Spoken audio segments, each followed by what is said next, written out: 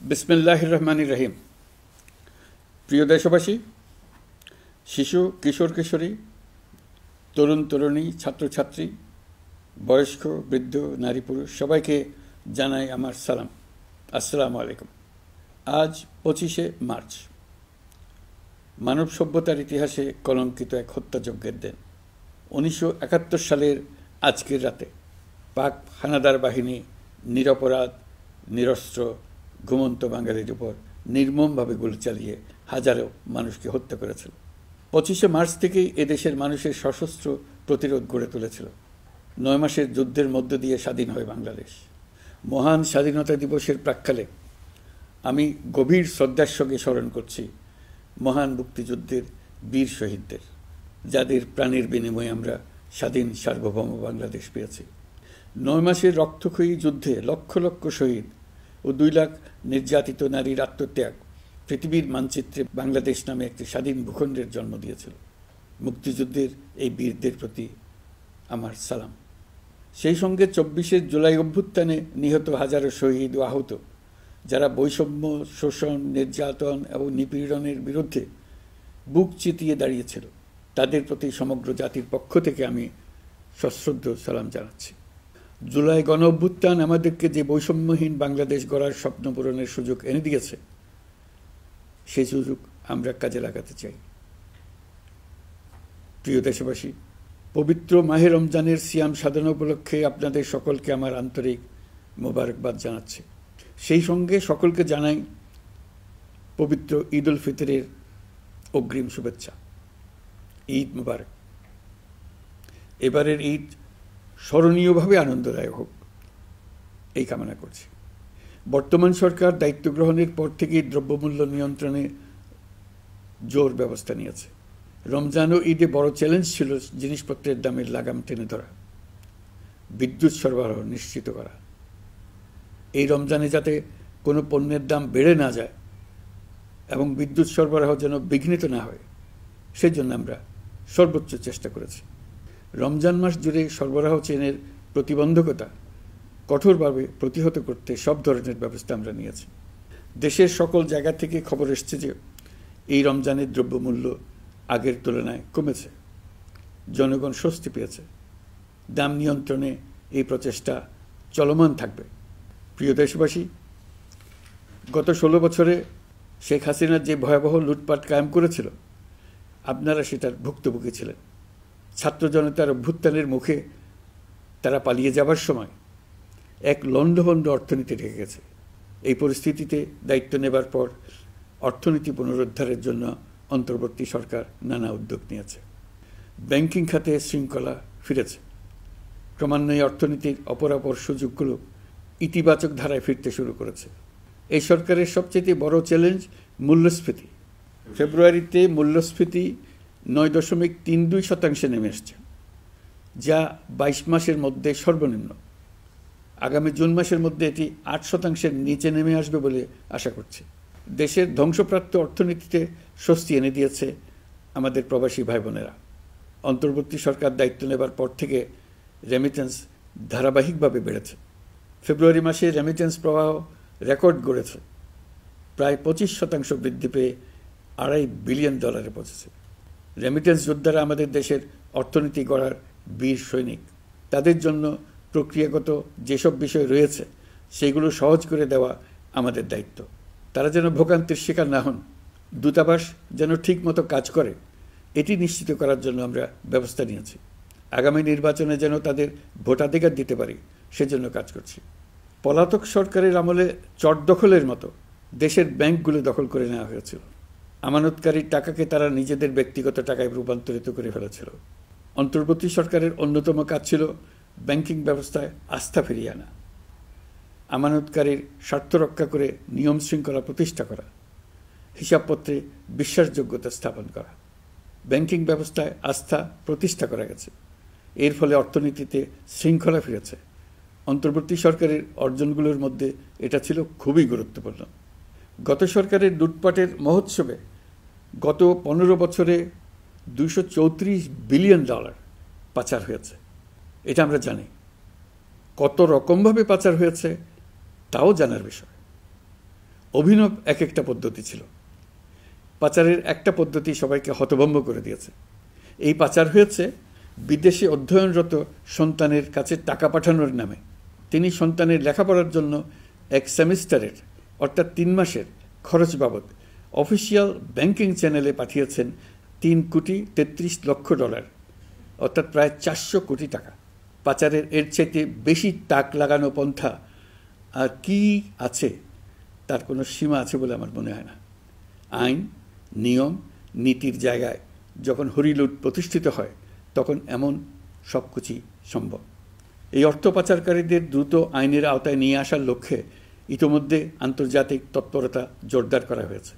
প্রিয় দেশবাসী, অন্তর্বর্তী সরকার পৃথিবীর বিভিন্ন দেশের শীর্ষস্থানীয় বিনিয়োগকারীদের সঙ্গে নিয়মিত বৈঠক করে যাচ্ছে।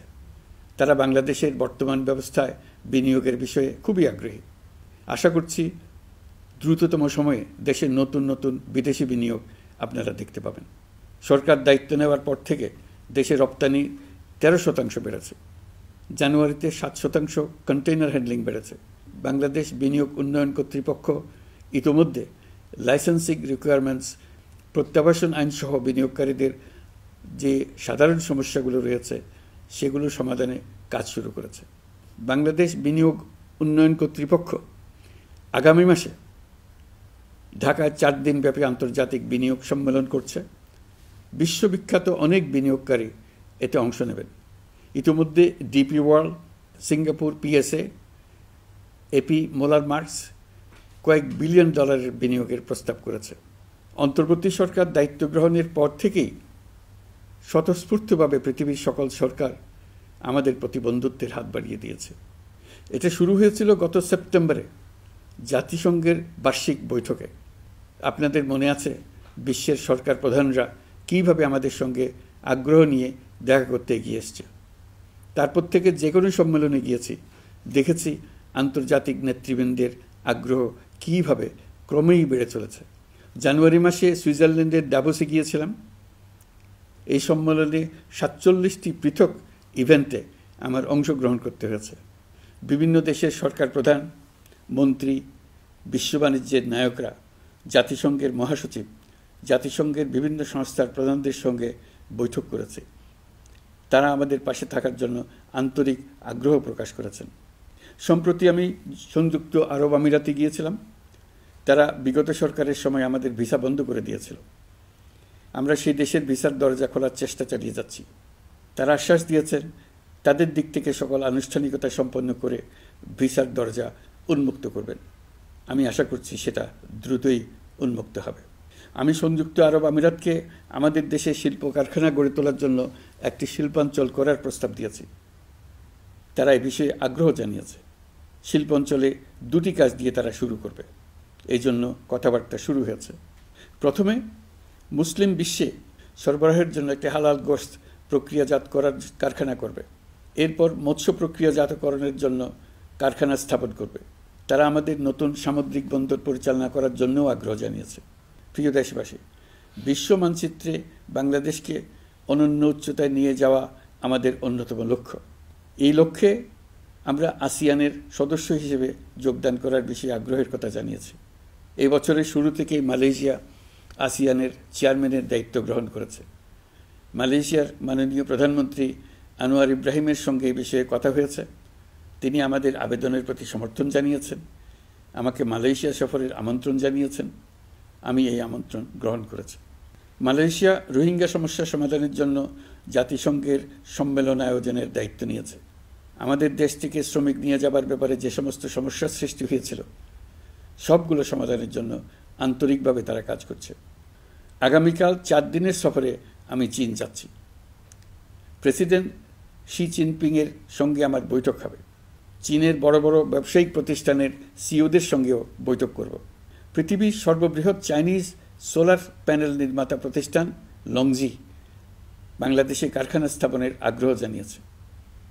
আমরা তাদের সঙ্গে কাজ করছি। এছাড়া প্রযুক্তিগত সহায়তা, মেডিকেল সহায়তা, স্বল্প মূল্যে চিকিৎসা সহ অন্যান্য বিষয়ে আলোচনা হবে। তারা আমাদের দেশ থেকে আম, কাঁঠাল ও পেয়ারা আমদানি করতে চায়। এটা খুব দ্রুতই শুরু হবে। এই সফরের মধ্য দিয়ে আমাদের দু দেশের সম্পর্ক ঘনিষ্ঠতর হবে। আমি বরাবরই বলে এসেছি, আমরা মহা সৌভাগ্যবান এক জাতি। পৃথিবীর মানচিত্রে আমাদের অবস্থানের কারণে বাংলাদেশ, ভারত, নেপাল ও ভুটান, দক্ষিণ এশিয়ার এই 4টি দেশ মিলে একটি যৌথ অর্থনীতি গড়ে তুলতে পারলে 4 দেশই লাভবান হবে। নেপাল ও ভুটান আমাদের জলবিদ্যুৎ দিতে অত্যন্ত আগ্রহী, আমরাও নিতে আগ্রহী। বাংলাদেশের শিল্পাঞ্চল গড়ে তুলতে এর কোনো বিকল্প নেই। আমাদের রয়েছে এক বিস্তীর্ণ মহাসাগর। ভৌগোলিক অবস্থানগত কারণে আমাদের সামনে বিরাট অর্থনৈতিক সুযোগ এনে দিয়েছে। কুমিরা থেকে টেকনাফ পর্যন্ত দীর্ঘ উপকূল ভূমি। এই দীর্ঘ উপকূল জুড়ে বিরামহীনভাবে অনেকগুলি আধুনিক প্রযুক্তি সমৃদ্ধ আন্তর্জাতিক মানের সমুদ্র বন্দর, শিল্প কারখানা, রপ্তানি প্রক্রিয়াজাতকরণ এলাকা স্থাপন করা গেলে পুরো অর্থনৈতিক অঞ্চলের ভবিষ্যৎ দ্রুত পরিবর্তন সম্ভব। নেপাল থেকে জলবিদ্যুৎ আনতে পারলে জীবাশ্ম জ্বালানির উপর আমাদের নির্ভরশীলতা কমবে। বর্তমানে বিশ্ববাসী পরিবেশ রক্ষায় সচেতন, তারা এটাকেই সর্বোচ্চ অগ্রাধিকার দিচ্ছে। জীবাশ্ম জ্বালানির উপর নির্ভরশীলতা কমিয়ে পরিবেশ বান্ধব বিকল্প পাওয়া গেলে বিদেশি বিনিয়োগকারীদের আরও বেশি মনোযোগ আকর্ষণ করা যাবে। দেশের ক্রমবর্ধমান বিদ্যুৎ চাহিদার পরিপ্রেক্ষিতে রূপপুর পারমাণবিক বিদ্যুৎ কেন্দ্রের কাজ যথাসময়ে শেষ করার বেশি আমরা জোর দিয়েছি। রোসাটমের মহাপরিচালক আমাকে বলেছেন, শিগগিরই বিদ্যুৎ কেন্দ্রটি পরীক্ষামূলকভাবে চালু করা হবে। আমাদের পণ্য পৃথিবীর পণ্য। এই পণ্য নেপালে যাবে, ভুটানে যাবে, ভারতের 7 সিস্টার্সে যাবে। প্রতিবেশীদের পণ্য আমাদের এখানে আসবে, সারা পৃথিবীর কাছে পৌঁছে যাবে। এইভাবেই এটি একটি লাভজনক অর্থনৈতিক অঞ্চল হিসেবে দাঁড়িয়ে যাবে। আর এই অঞ্চলের গুরুত্বপূর্ণ ভূমিকায় থাকবে বাংলাদেশ। বাংলাদেশের সবচেয়ে বড় সমস্যা সীমাহীন দুর্নীতি। স্বৈরাচারী সরকার এই দুর্নীতিকে বিশ্বের শীর্ষস্থানে নিয়ে গেছে। দুর্নীতির ফলে শুধু যে সবকিছুতে অবিশ্বাস্য রকম ব্যয়বৃদ্ধি পাচ্ছে তাই না, এর ফলে সরকার ও জনগণের সকল আয়োজন বিকৃত হয়ে যায়। সরকারের লক্ষ্য, নীতিমালা, প্রাতিষ্ঠানিক আয়োজন, সরকারি কর্মকর্তাদের দায় দায়িত্ব যা কিছু কাগজে লেখা থাকে তার সব কিছু অর্থহীন হয়ে যায়। দেশ চলে অলিখিত আয়োজনে।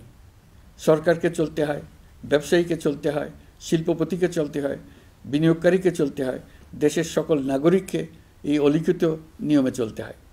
নাগরিককে এই অদৃশ্য জগতের সঙ্গে মোকাবেলা করে টিকে থাকার বিদ্যায় পারদর্শী হতে সাধনা করতে হয়।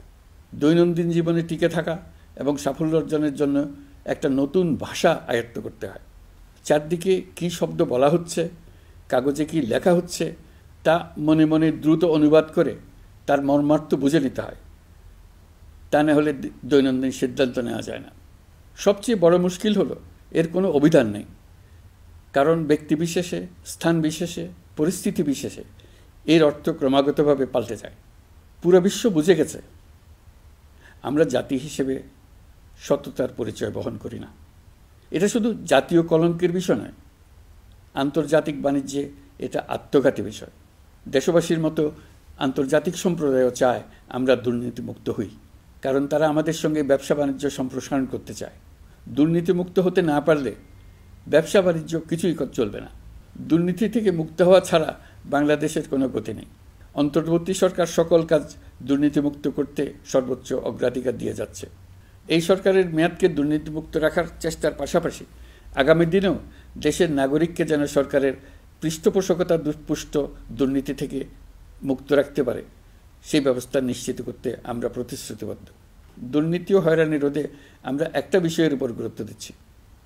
সরকারের সঙ্গে দৈনন্দিন, মাসিক বা বার্ষিক রুটিন কাজের জন্য যেন কোনো নাগরিককে সশরীরে কোনো সরকারি অফিসে উপস্থিত হতে না হয়। দুর্নীতি প্রতিরোধের অংশ হিসেবে সরকারি সব অফিসে ই-ফাইলিং চালুর সিদ্ধান্ত নেওয়া হয়েছে। ই-ফাইলিং ব্যবস্থা চালু হলে দুর্নীতি কমে আসবে। এতে করে কোন অফিসের কোন ডেস্কে কোন ফাইল আটকে আছে তা সহজেই জানা যাবে। সরকারি যতগুলো কার্যক্রমে অনলাইন সেবা চালু সম্ভব সবখানেই এই সেবা চালুর বিষয়ে সরকার কাজ করছে। সরকারি বিভিন্ন সেবা পেতে অসহায় নাগরিকের টুটি চেপে ধরে অবিশ্বাস্য পরিমাণ টাকা দিতে বাধ্য করা হয়। টাকার যে লেনদেন ও ভোগান্তির সম্মুখীন হতে হয় সেটা থেকে নাগরিকদের বাঁচানোর জন্য আমরা বদ্ধপরিকর। অনলাইনে সেবা পাওয়ার পদ্ধতিটি আরও কীভাবে সহজ করা যায় এই ব্যাপারে আমাদের কাছে পরামর্শ জানিয়ে লিখুন, ইমেল করুন। আপনি বা আপনার পরিবারের যে কেউ এই সেবা বাণিজ্যিকভাবে দিতে চাইলে প্রশিক্ষণ গ্রহণ করে পৃথিবীর যে কোনো স্থান থেকে এই সেবা দিতে পারবেন। বিগত সরকারের আমলে ভিন্নমতকে দমন করার জন্য মিথ্যা মামলাকে হাতিয়ার হিসেবে বেছে নেওয়া হয়েছিল। বিভিন্ন পর্যায়ে যাচাই বাছাই করে আমরা এসব হয়রানিমূলক মামলা প্রত্যাহারের উদ্যোগ নিয়েছি। গত ফ্যাসিস্ট সরকারের সময় দায়ের করা রাজনৈতিক হয়রানিমূলক মামলাগুলোর মধ্যে সারা দেশে এই পর্যন্ত ৬,২৯৫টি মামলা প্রত্যাহারের সুপারিশ করা হয়েছে। অন্যান্য সকল হয়রানিমূলক মামলাও ক্রমান্বয়ে প্রত্যাহার করা হচ্ছে। এছাড়া এ পর্যন্ত সাইবার সিকিউরিটি আইনের অধীনে বিচারাধীন স্পিচ অফেন্স সংক্রান্ত ৪১৩টি মামলা প্রত্যাহার করা হয়েছে। এই আইনটি অবিলম্বে বাতিল করে নাগরিক বান্ধব সাইবার সুরক্ষা আইন করা হচ্ছে। মানুষের ভোগান্তি রোধেও আমরা আইনগত পদক্ষেপ নিচ্ছি। জিডি করার সময় স্বাক্ষর দেওয়ার জন্য এখন আর থানায় যাওয়ার প্রয়োজন নাই, এটা অনলাইনেই করা যাবে। এই ব্যাপারে প্রয়োজনীয় নির্দেশ দেওয়া হয়েছে। পাওয়ার অব অ্যাটর্নি বিধিমালা সংশোধনীর মাধ্যমে প্রবাসী বাংলাদেশিদের হয়রানি লাঘব করা হয়েছে। সংশোধিত বিধিমালার আলোকে বাংলাদেশি পাসপোর্ট না থাকলেও বাংলাদেশি বংশোদ্ভূত ব্যক্তির পাসপোর্টে নো ভিসা রিকোয়ার্ড স্টিকার থাকলে কিংবা জন্মসনদ বা জাতীয় পরিচয়পত্র থাকলেই তিনি বিদেশ থেকে পাওয়ার অব অ্যাটর্নি সম্পাদন করতে পারবেন। সরকারি সিদ্ধান্ত ও প্রয়োজনীয় ব্যবস্থা নেওয়ার পর বিমানের টিকিট কেনার পুরো প্রক্রিয়াটি অনলাইনে নিয়ে যাওয়ার ফলে বিমানের টিকিটের দাম শতকরা ৫০ থেকে ৭৫% কমে গেছে। বিশেষ করে মধ্যপ্রাচ্যের প্রবাসী ভাই বোনেরা এতে করে স্বস্তি পাচ্ছে। অন্যান্য এয়ারলাইনের টিকিটের দামও কমে গেছে। নাগরিকদের হয়রানিমুক্ত ও দুর্নীতিমুক্ত সেবা প্রদানের জন্য সরকার ভূমি সেবা ডিজিটালাইজ করার উদ্যোগ নিয়েছে। এর অংশ হিসেবে ভূমি মন্ত্রণালয় অনলাইনে ঘরে বসেই জমির খাজনা প্রদান, নামজারি, জমা খারিজ, খতিয়ান বা পর্চা সার্টিফাইড কপি, মৌজা ম্যাপ বা নকশা প্রদানের কার্যক্রম শুরু করেছে। এই পদ্ধতিতে ভোগান্তি, অস্বচ্ছতা ও দুর্নীতির অবসান হবে। বর্তমানে সারা দেশে পরীক্ষামূলকভাবে এই কার্যক্রম চালু হয়েছে। এগুলোকে ক্রমান্বয়ে আরও জনবান্ধব করে স্থায়ী রূপ দেওয়া হবে। এর লক্ষ্য হবে ক্রমাগতভাবে এই সকল দায়িত্ব সরকারের হাত থেকে নিয়ে সেবাদানকারী ব্যক্তি বা প্রতিষ্ঠানের কাছে ছেড়ে দেওয়া। গ্রামের স্কুল কলেজ পাশ করা ছেলেমেয়েরা, গৃহিণীরা ঘরে বসে সারা দেশে এই সেবা দান করবে এবং অনেকে তাদের কৃতিত্বের জন্য প্রসিদ্ধ হয়ে পড়বে। তারা সারা দেশের গ্রাহকদের সেবা নিজের গ্রাম থেকেই প্রদান করবে। রাজস্ব সংস্কার কমিশনের সুপারিশ অনুসারে জাতীয় রাজস্ব বোর্ড বিলুপ্ত করার সিদ্ধান্ত নেওয়া হয়েছে। এর জায়গায় দুটি পৃথক বিভাগ করা হচ্ছে। একটি হলো নীতি প্রণয়ন বিভাগ বা জাতীয় রাজস্ব নীতি বোর্ড, অন্যটি বাস্তবায়ন বিভাগ বা জাতীয় রাজস্ব সংগ্রহ বিভাগ। এর ফলে সরকারের পছন্দের ব্যক্তিরা হাজার হাজার কোটি টাকার রাজস্ব ফাঁকি দেওয়ার আর সুযোগ পাবে না। আমি আশা করি পরবর্তীতে যারা সরকারে আসবেন তারাও এই নীতি বহাল রাখবেন। এখনকার যুগ হলো প্রযুক্তির যুগ, সৃজনশীলতার যুগ। আমাদের দেশে ১৭ কোটি নারী পুরুষ, তার মধ্যে তরুণরা হলো বিপুলভাবে সংখ্যাগরিষ্ঠ। বাংলাদেশ মানব সম্পদের দিক থেকে ৮ম বৃহত্তম দেশ। একযোগে এই তরুণরা সৃজনশীলতা প্রকাশের সুযোগ পেলে বন্যার স্রোতের মতো আমাদের দেশ দ্রুতবেগে পৃথিবীর বাজারের মধ্যস্থানে চলে যাবে। এই বিপুল তরুণ গোষ্ঠীর সামনে থেকে পথের বাধা সরিয়ে দেওয়াই হলো আমাদের সরকারের প্রধান লক্ষ্য। প্রযুক্তি আমাদের জন্য সুযোগ সৃষ্টি করেছে, আমরা দ্রুতবেগে এই সুযোগ গ্রহণ করার কাজে নিজেদের নিয়োজিত করেছি। এমনভাবে আমরা প্রযুক্তি ব্যবহার করার কাজে নিয়োজিত হয়েছি যাতে নাগরিকের আঙ্গুলের ইশারায় সরকার তার সেবা নাগরিকের কাছে তাৎক্ষণিকভাবে হাজির করে। তা নিশ্চিত করার জন্য আমরা সেই সেবা দিতে চাই প্রযুক্তির মাধ্যমে, সরকারি অফিসের মাধ্যমে নয়। ইতিমধ্যে পাসপোর্ট পেতে পুলিশ ভেরিফিকেশনের নিয়ম আমরা বাতিল করে দিয়েছি। এর ফলে বর্তমানে নাগরিকরা আগের চাইতে সহজভাবে পাসপোর্ট সেবা পাচ্ছেন। পুলিশ রিপোর্ট প্রাপ্তির নিয়ম বাতিল করার পর এই পর্যন্ত ৭০,০০০ নতুন পাসপোর্ট, যা বহুকাল ধরে পুলিশ রিপোর্ট আসার অপেক্ষায় আটকে ছিল, তা দ্রুত আবেদনকারীদের হাতে পৌঁছে দেওয়া হয়েছে। পাসপোর্ট প্রাপ্তি সহজ করার জন্য আমরা পুরনো পদ্ধতি বাতিল করে ইলেকট্রনিক পাসপোর্ট প্রচলন শুরু করেছি। এর ফলে দ্রুত পাসপোর্ট দেওয়া সম্ভব হচ্ছে। দেশের অভ্যন্তরে ই পাসপোর্ট হোম ডেলিভারি দেওয়া সম্ভব হচ্ছে। আগামীতে সকলেই ঘরে বসে পাসপোর্ট পাবেন, এটা নিশ্চিত করার চেষ্টা করছে। পাসপোর্ট দেওয়ার দায়িত্বে নিয়োজিত কর্মকর্তারা অত্যন্ত উৎসাহ সহকারে দ্রুত এসব পরিবর্তন আনার ব্যাপারে এগিয়ে আসছেন দেখে মনটা আনন্দে ভরে যায়। প্রিয় দেশবাসী, হজ মুসলমানদের জন্য সবচেয়ে গভীর আধ্যাত্মিক সফরগুলোর মধ্যে প্রধান। সারা জীবন তারা হজ পালনের জন্য অপেক্ষা করেন। পবিত্র হজ পালনে বাংলাদেশের হাজিরা প্রায় বিভিন্ন চ্যালেঞ্জের সম্মুখীন হন। ভাষাগত বাধা, স্বাস্থ্য ঝুঁকি, অতিরিক্ত ভিড়, প্রশাসনিক জটিলতা এবং লজিস্টিক সমস্যা সহ নানা অসুবিধা। হজের অভিজ্ঞতাকে মসৃণ ও নিরাপদ করতে অন্তর্বর্তীকালীন সরকার একটি মোবাইল অ্যাপ তৈরি করেছে, যা সম্মানিত হাজিদের যাত্রার আগে, যাত্রা চলাকালীন সময়ে এবং ফিরে আসার পরেও প্রয়োজনীয় সহায়তা প্রদান করবে। এই অ্যাপটি বাংলা ভাষায় রিয়েল টাইম নির্দেশনা ও সহায়তা প্রদান করবে। সরকার সমর্থিত বিশেষ ডেবিট কার্ডের মাধ্যমে বিদেশের স্থানীয় মুদ্রায় আর্থিক লেনদেন নিশ্চিত করবে। লাগেজ যাতে হারিয়ে না যায় তার জন্য লাগেজ ট্র্যাকিংয়ের ব্যবস্থা থাকবে।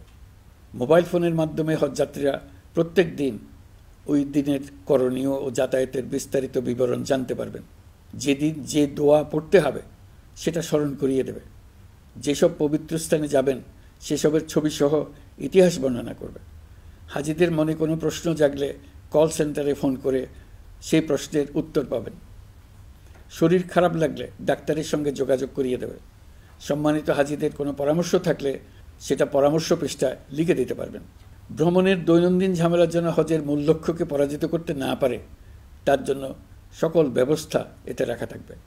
প্রিয় দেশবাসী, আপনারা শুনেছেন আমি স্টারলিংকের প্রতিষ্ঠাতা এবং বিশ্বের শীর্ষ ধনকুবের স্পেস এক্স ও টেসলার মালিক এলন মাস্কের সঙ্গে ফোনে আলাপ করে বাংলাদেশে স্টারলিংকের কার্যক্রম শুরু করার আহ্বান জানিয়েছি।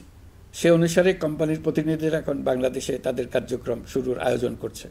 তাদের সঙ্গে 3 মাসের মধ্যেই বাণিজ্যিক চুক্তি চূড়ান্ত করার কাজ চলছে। স্টারলিংকের মাধ্যমে স্বল্প মূল্যে উচ্চগতির ইন্টারনেট বাংলাদেশের ডিজিটাল জগতে একটা বিপ্লব আনবে। স্টারলিংক সেবা চালু হলে দেশের প্রতিটি গ্রাম, দ্বীপাঞ্চল, দুর্গম পাহাড়ি অঞ্চল অতি উচ্চগতির ইন্টারনেট সেবার আওতায় চলে আসবে। স্টারলিংক চালু হলে ভবিষ্যতে কোনো সরকার ইন্টারনেট সেবা বন্ধ করে মানুষকে আর তথ্যবন্দী করার কোনো সুযোগ পাবে না। বাংলাদেশের প্রতিটি অঞ্চলে বিশ্বমানের শিক্ষা, স্বাস্থ্যসেবা, অর্থনৈতিক ক্ষেত্রে সকল নাগরিকের অংশগ্রহণ নিশ্চিত করা যাবে। আমাদের নতুন প্রজন্ম দেশের যে কোনো প্রত্যন্ত অঞ্চলেই থাকুক না কেন তারা বিশ্ব নাগরিক হয়ে গড়ে ওঠার সুযোগ পাবে। সরকার যুব উদ্যোক্তা নীতি 2025 প্রণয়ন করেছে। এর লক্ষ্য হবে সামাজিক, অর্থনৈতিক ও পরিবেশগত অগ্রগতির মূল চালক হিসেবে তরুণ তরুণীদের ক্ষমতায়ন করা। এই নীতি টেকসই উন্নয়ন লক্ষ্যমাত্রা অর্জনের উপায় হিসেবে সফল উদ্যোক্তা তৈরিতে সহায়ক হবে। সামাজিক ও অর্থনৈতিক ক্ষেত্রে তরুণ উদ্যোক্তাদের অবদানকে স্বীকৃতি দেওয়া হবে। প্রিয় দেশবাসী, জাতিসংঘের মহাসচিব অ্যান্টনিও গুতেরেস কয়েকদিন আগে বাংলাদেশ সফর করেছেন। তাকে সঙ্গে নিয়ে আমি কক্সবাজারে রোহিঙ্গা ক্যাম্পগুলোতে গিয়েছি। ক্যাম্পে অবস্থানরত 1 লাখ রোহিঙ্গা শিশু, কিশোর, নারী, পুরুষ সবার সঙ্গে একসঙ্গে ইফতার করেছে। আমাদের প্রস্তাবে সম্মতি জানিয়ে আগামী সেপ্টেম্বর মাসে জাতিসংঘের সাধারণ অধিবেশনে রোহিঙ্গা সংকট নিয়ে একটি পৃথক অধিবেশন আয়োজন করার প্রস্তুতি নিচ্ছে। মালয়েশিয়া ও ফিনল্যান্ড যৌথভাবে এই সম্মেলনের আয়োজক হতে এগিয়ে এসছে। এর পাশাপাশি অস্ট্রেলিয়ার সাবেক ভারপ্রাপ্ত প্রধানমন্ত্রী জুলি বিশপকে আমি এই গুরুত্বপূর্ণ সভায় মুখ্য ভূমিকা পালনের জন্য আহ্বান জানিয়েছি। তিনি আমার প্রস্তাব গ্রহণ করেছেন।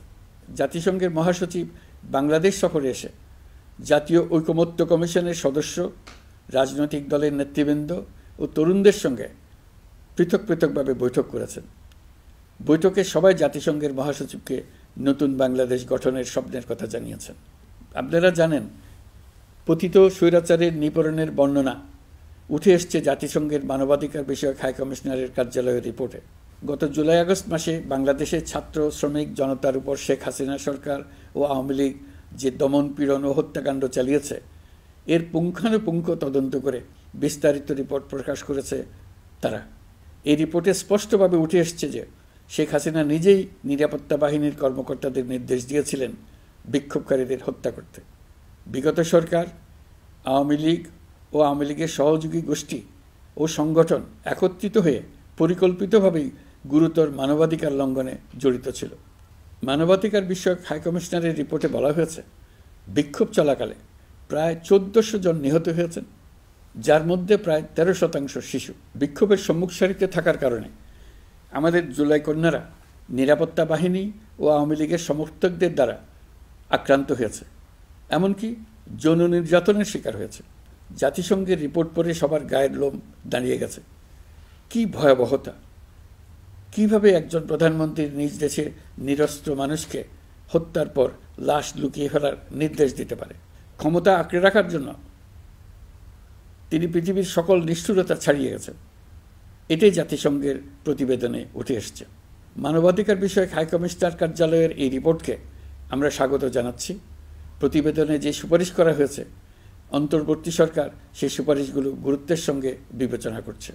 আপনাদেরকে আশ্বস্ত করে বলতে চাই, যারা গণহত্যায় জড়িত ছিল, যারা নির্বিচারে মানুষ হত্যা করেছে, যারা ইতিমধ্যে হত্যাকারী হিসেবে বিশ্বের কাছে স্বীকৃত, তাদের বিচার এ দেশের মাটিতে হবেই।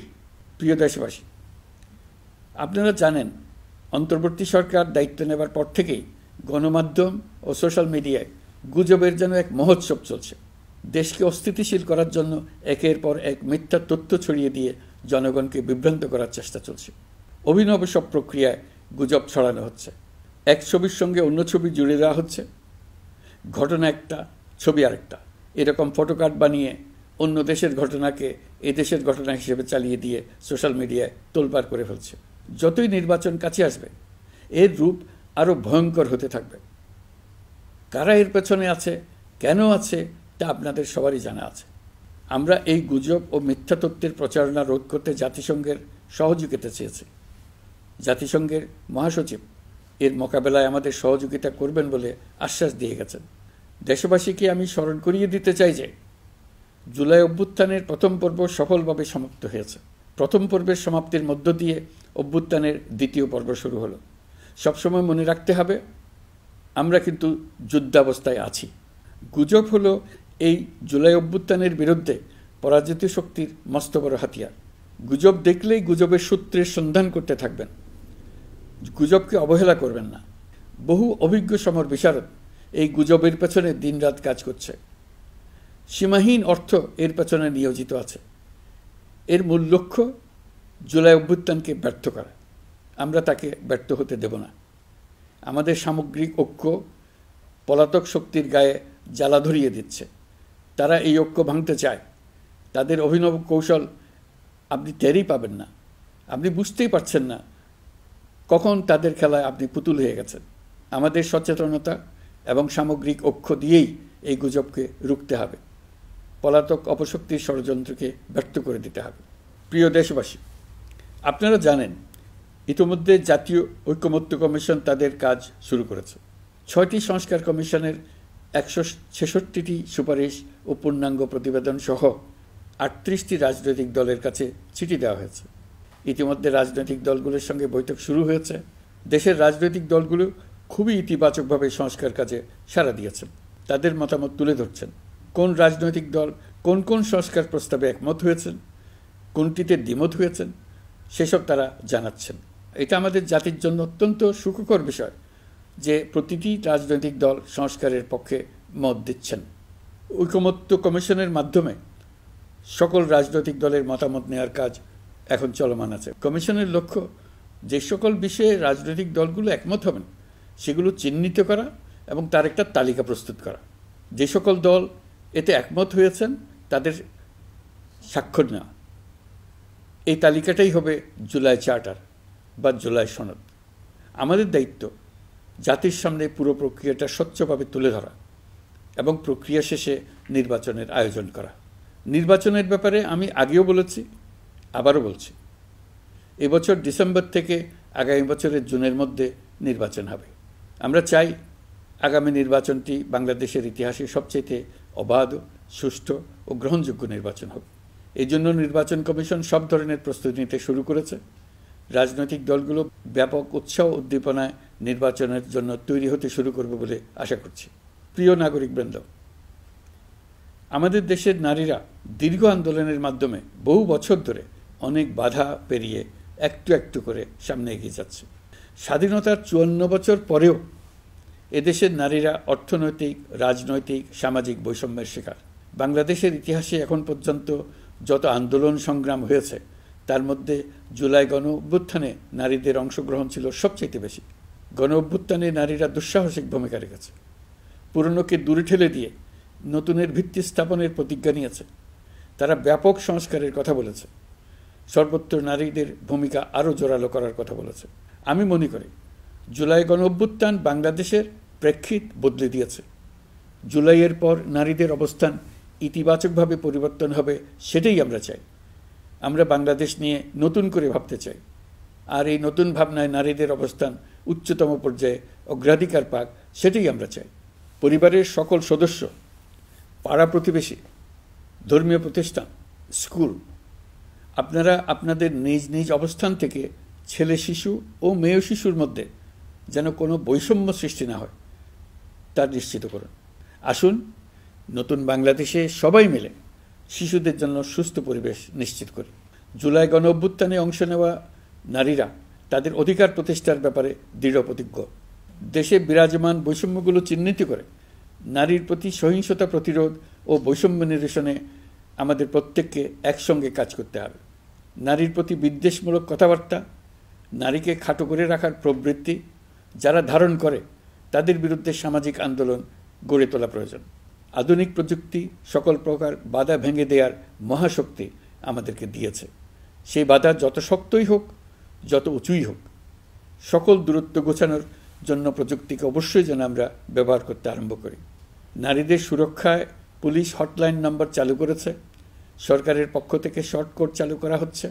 কল টেকার হিসেবে শতভাগ নারী কর্মীদের নিয়োগ দেওয়া হচ্ছে, যেন নির্দ্বিধায় কথা বলা যায়।